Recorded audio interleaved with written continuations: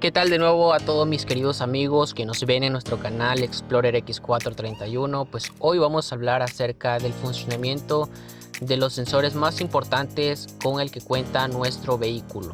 En este caso vamos a hablar de los sensores que componen al sistema de motor o la powertrain. Todos conocemos y hemos visto alguna vez todo tipo de sensores en nuestro vehículo, pero la pregunta es, ¿cómo funcionan? En este video vamos a explicar la función de cada uno y sus posibles fallas, pinouts de algunos tipos de sensores. Comencemos. Empezamos con el sensor de posición del cigüeñal. Este es uno de los sensores más importantes con el que cuenta nuestro vehículo, ya que de esto depende el arranque de nuestro vehículo y de que haya chispa en las bujías e inyección en los inyectores. Este sensor nos ayuda a la computadora a verificar en qué posición se encuentra cada pistón.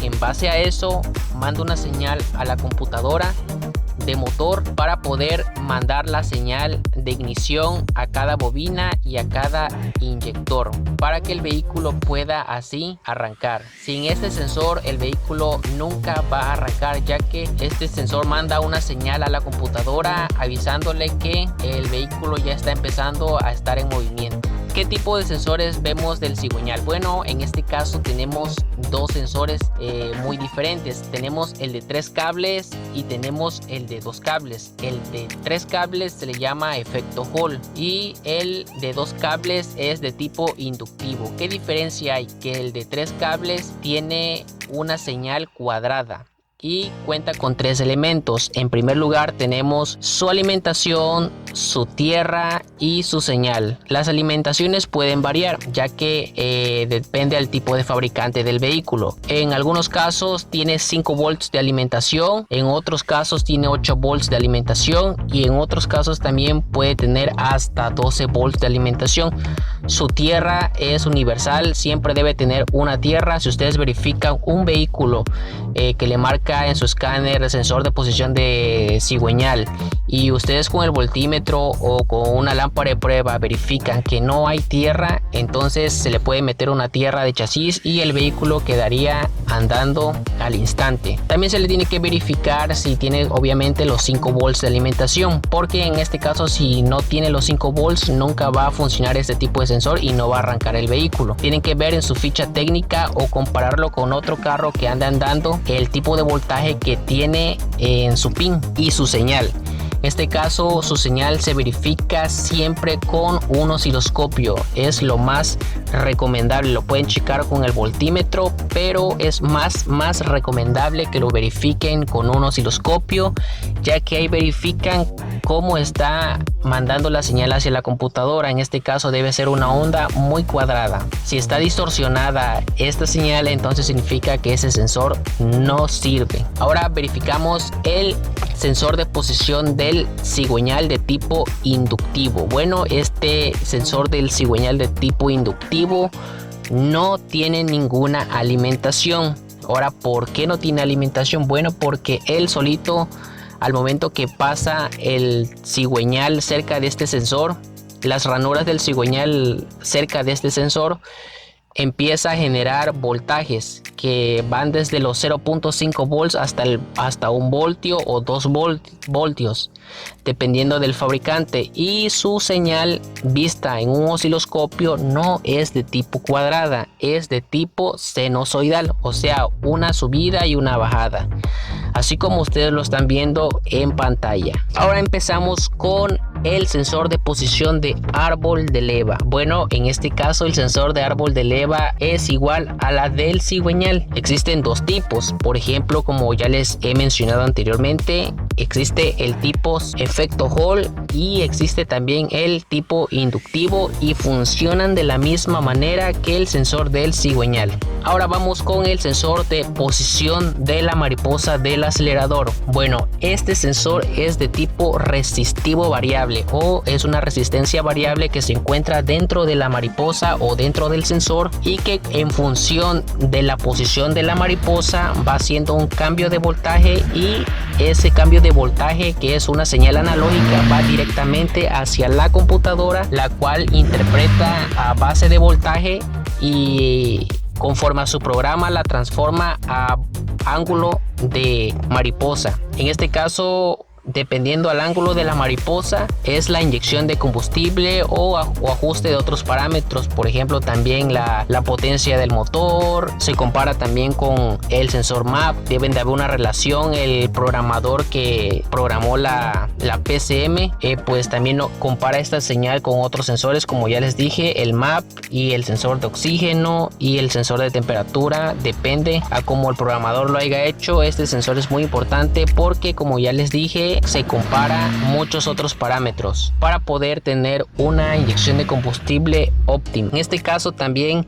el sensor de posición de ángulo de la mariposa consta de 3 cables, en la cual podemos ver que existe una corriente de 5 voltios, una tierra, y en medio, que es generalmente en medio de las 2 terminales o 3 terminales, tenemos la señal. Y aquí vamos a ver un voltaje variable conforme vayamos girando la mariposa. Deben ser voltajes de entre 0 voltios hasta 5 voltios, no más. Si ustedes verificaran que existe un voltaje de 6 voltios, 7 voltios, 8 voltios, significa que tendríamos problema tanto en una alimentación de tierra o en el regulador de corriente de la PCM. ¿Cómo podemos verificarlo? Pues con un voltímetro, darle vuelta a la mariposa y verificar si existe variación de voltaje. Con esto ustedes pueden confirmar si el sensor TPS está funcionando correctamente. Ahora nos vamos con el sensor de temperatura. Bueno, el sensor de temperatura es un sensor de tipo también resistencia variable, que va variando conforme la temperatura va aumentando. Se le llama termistor. Lo que hace el sensor de temperatura, bueno, es que verifica la temperatura con el que está trabajando el motor, y en base a eso empieza a meter o inyectar la cantidad correcta también de combustible. Pero esta señal, que es interpretada por la computadora, que es un voltaje pero es interpretada por la computadora como temperatura, también se compara con otros parámetros, por ejemplo el sensor MAP, el sensor de TPS, y en este caso pues también el sensor de temperatura. Se unen, hacen como algo que se les llama un PID, que conforme también va calentando el motor, en base a eso va a inyectar la cantidad correcta de combustible. Por eso es que a veces tenemos muchos problemas con este sensor. ¿Cuáles son los síntomas de este sensor? Bueno, el síntoma más común es que tarda en arrancar. Otro síntoma es que también tira mucho humo negro, y obviamente el consumo excesivo de combustible. Ahora nos vamos con el sensor MAP. Bueno, en este caso tenemos al sensor MAP, que es uno de los sensores con el que cuenta el vehículo y que es de mucha ayuda para el mecánico. Su función principal es poder verificar la presión atmosférica o la presión diferencial que existe dentro del múltiple de admisión, para en este caso poder inyectar la cantidad correcta de combustible. Por ejemplo, en los vehículos generalmente su presión en el múltiple de admisión varía de entre los 30 kilopascales hasta los 37 kilopascales. Si ustedes verifican en un escáner que tiene una presión en este rango, significa que el vehículo está trabajando correctamente. Pero si empiezan a notar ustedes que existe una presión elevada de 38, 39, 40, 50, 60 kilopascales, entonces podríamos tener varias causas que hacen que se eleve la presión en el múltiple de admisión. La primera causa es, que tenemos fuga de aire. Para esto lo podemos comprobar pues haciendo la prueba del cigarro.